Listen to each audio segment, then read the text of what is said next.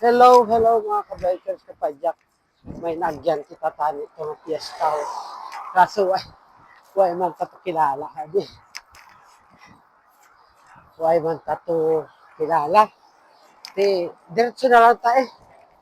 Kuya man tato magsunod-sunod sa mga kabalayan sa mga tao, no?